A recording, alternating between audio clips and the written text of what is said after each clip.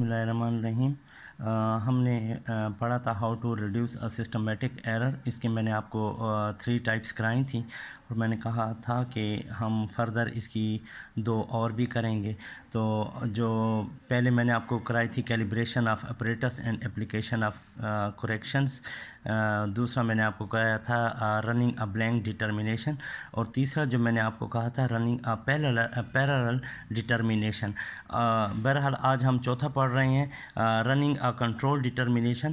पहले मैं आपको ये बता दूं कि कंट्रोल डिटर्मिनेशन में क्या होता है कि आपके पास एक स्टैंडर्ड होता है, एक कोई कंपाउंड होता है स्टैंडर्ड, और आप में उसमें से एनालाइज करते हैं कि उसमें कौन सा कंस्टिट्यूएंट्स किस किस परसेंटेज से है, ठीक है। और दूसरा आपके पास कोई एक अननोन सैंपल होता है और आप उसको भी एनालाइज करते हैं कि कोई कंपाउंड है और उसके कंस्टिट्यूएंट्स किस किस परसेंटेज में, और उसके साथ कंपेयर करते हैं कि आइदर जो स्टैंडर्ड में अगर फ़र्ज़ किया एक कंपाउंड एक एलिमेंट है वो 19% है, तो क्या हमारे पास जो अननोन था उसमें वो 19 है या 18 है या कितना उसमें गैप आ रहा है। तो हम इस चीज़ को कहते हैं रनिंग अ कंट्रोल डिटर्मिनेशन, कि जब हम एक अननोन कंपाउंड की स्टैंडर्ड कंपाउंड के साथ क्या करते हैं, उसका कंपैरिजन करते हैं, और अननोन को हम नॉन यानी कि स्टैंडर्ड या नॉन जो होता है वो एक ही चीज़ होता है।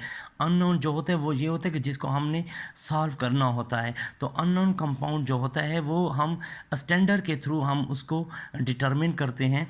तो मैं आपको यहाँ पे थोड़ा सा पढ़ के बता भी देता हूँ।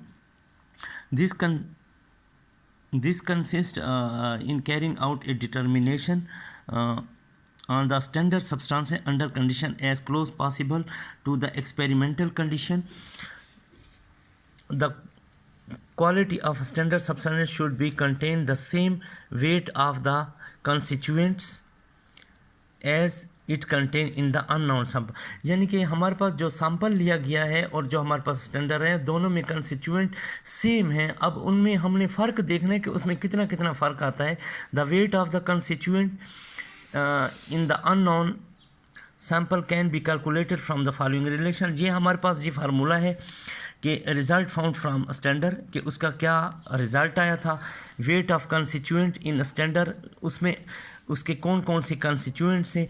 अब हम रिज़ल्ट फाउंड फ्राम अननोन, अगर अननोन में हम मालूम करेंगे इज इक्वल टू एक्स, तो ये एक्स क्या है, where x is the weight of constituent in unknown. तो ये हमारे पास क्या है, हम क्रॉस मल्टीप्लिकेशन करके हम इसको डिटरमिन करेंगे। तो ये हमारे पास क्या निकल आएगा, ये हमारे पास weight of constituent of the unknown. यानी कि हमने स्टैंडर्ड से हमने क्या करना है, अननोन को निकालना है। ये उसका फार्मूला है, ये आपने याद करना है। तो ये हमारे पास पहला हो गया। अब जो हमारे पास use of independent method of analysis, अब कोई एक यानी कि चीज़ ऐसी होती है जिसके लिए बहुत सारे मेथड्स होते हैं, अल्टरनेट मेथड होते हैं और सारे अच्छे होते हैं। तो आप किसी एक चीज़ को सॉल्व करने के लिए एक नहीं, दो नहीं, 3 मेथड यूज़ कर सकते हैं।